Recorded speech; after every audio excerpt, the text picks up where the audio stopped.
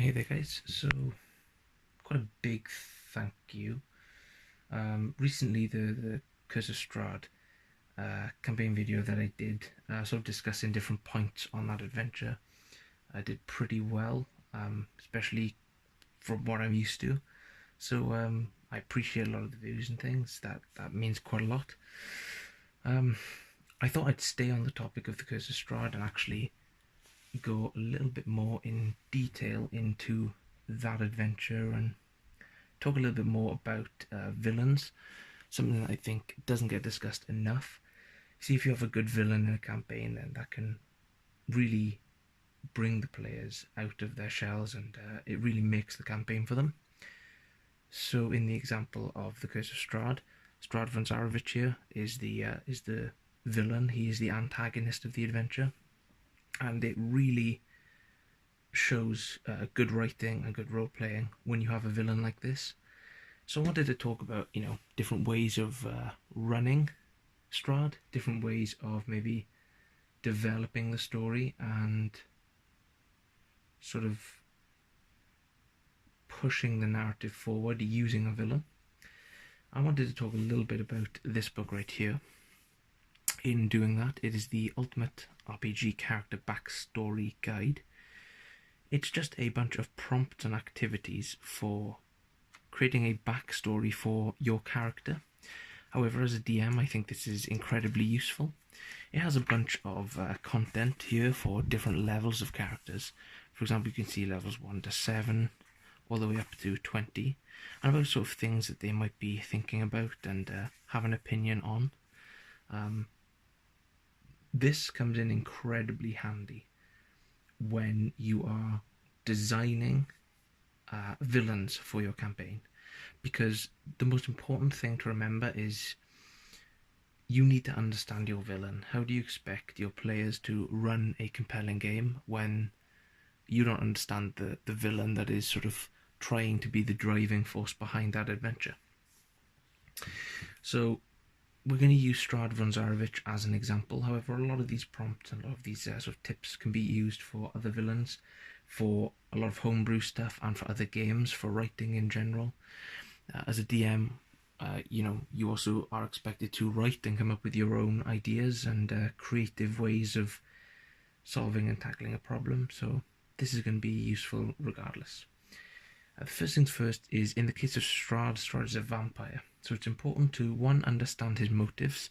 Now, luckily, in a book like this, we are given a lot of his motives in the vampire's history, right here on page 9. This gives you all the background information on Strahd. However, if you're crafting a villain from scratch, I highly recommend writing your own version of this. This is going to be incredibly handy, and it's going to sort of allow you to get into the villain's headspace. From their history, we can begin to craft their goals. Now, a villain becomes a villain when their goals clash with the player's goals. For example, in Strahd's case, his goals, he's just living his life as a vampire lord of Barovia. He's having a great old time, and the players come along, and he decides he wants to sort of toy with them a little bit, and inevitably he wants to continue terrorizing his realm. The players want to leave their realm. I think at the core of the adventure, that's the conflict of the Curse of Strahd. You can go a little bit more in depth with that. You can say that with the character of Irina, Strahd wants her to be his bride, and the player characters don't want her to be his bride. Now, the reason why I didn't say that to begin with is simply because some player characters do not give a flip what Strahd wants, and they don't care about Irina. In that case, I would throw that plot point out the window. But the important part here is that Strahd's goals clash with the player's goals, and as a result, there's that conflict, which mean that even though the players know that Strahd is a vampire, they'll probably guess that he's a vampire. they want to fight him and face off against him for other reasons other than what he is. Another thing that is important to remember is that the players are going to enter into this adventure with some level of understanding and lore. It's important to understand the lore that they are entering into the adventure with. For example, Strahd is a vampire, so as a result they might have something like this in their expectations. This is Dracula by Bram Stoker. They also might have read other vampire novels.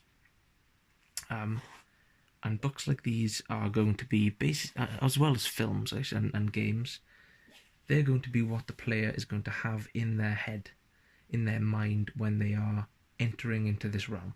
They have a sort of a predetermined idea of what they expect the adventure to be. So it's important to both live up to those standards, this dark, creepy, horror sort of vibe, as well as negating them, as well as sort of throwing in a few cliffhangers and surprises and all that along the way. Now, one example of that I think is really good and that isn't mentioned at all in this book is that Strahd is a vampire. He drinks blood. However, you are free within the boundaries of the game to do whatever you want with that. It gives you Strahd's stat block at the back of the book right here. However, what I think is really awesome is to take this stat block and to tweak it, because this is quite a generic vampire. It's evil. He's able to charm. He's able to transform into bats. He's able to summon things. He's able to turn into mist. He can regenerate. He can cast a few spells.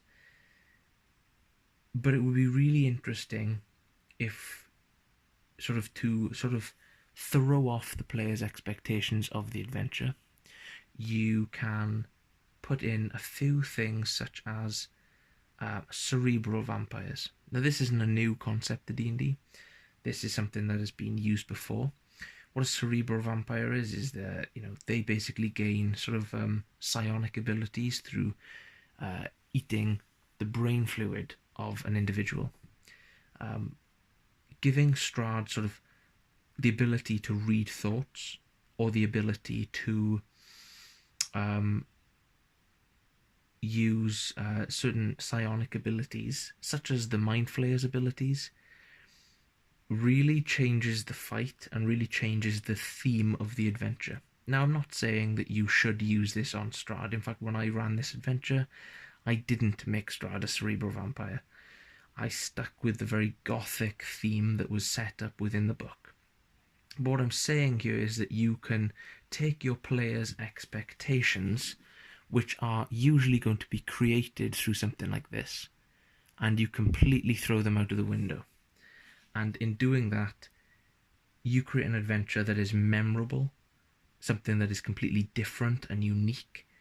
And there are a whole range of abilities, extra abilities that you can give to a character, to a villain like Strahd, that throw your players for a loop. It is so rewarding when they expect one thing from a fight and get something completely different.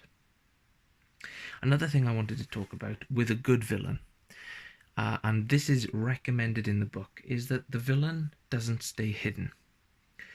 If the player characters only ever hear about a villain, then it's not much of a villain.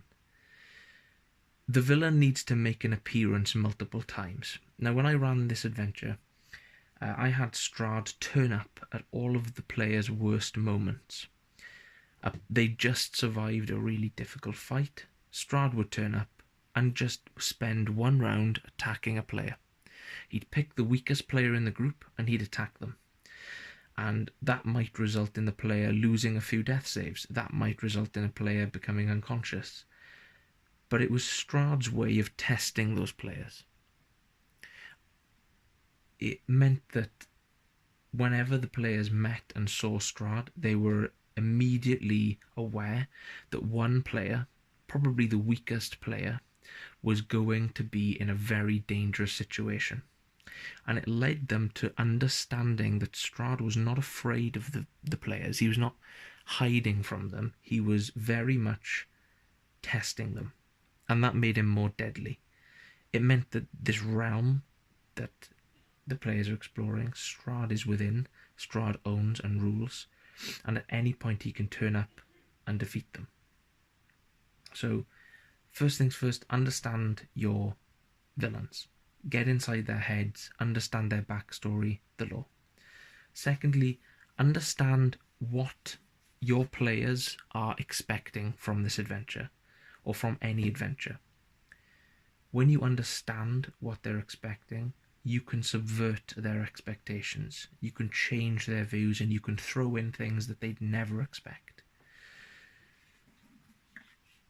Nextly, have your villain be present within the adventures. Make him turn up, make her turn up, make them fight, force conflict. Make sure that the players and the villains have differing goals. Make sure that they have a reason to be enemies.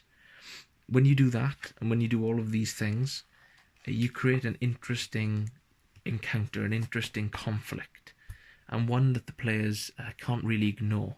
Not only is Strahd a dangerous foe, but he is, for lack of a better term, testing the players. He wants to kill them. He doesn't want them to leave his realm. He wants to test them at every turn. Hopefully that gives you some idea on how to sort of craft a better villain. Hopefully it gives you an idea of how to run Strahd. Strahd is a great one because it doesn't give you any sort of real sort of pillars of his personality. You can play Strahd as this suave sort of nobleman. You can also play Strahd as sort of a feral, savage individual who sort of moves around his realm randomly and kills innocents at will. There are a few different ways in which you can play a villain like Strahd, and it really allows you to test out different styles of this adventure. This adventure changes a lot when you change Strahd's personality. Getting inside a villain's head like this and really trying to think about what they would do if you tweak their personality only very slightly really changes the dynamic. Having Strahd to be this sort of zombie-raising, sort of necromancer-like individual really makes him terrifying. It's an interesting thing to play around with. Hope this helped, guys. Thank you for watching.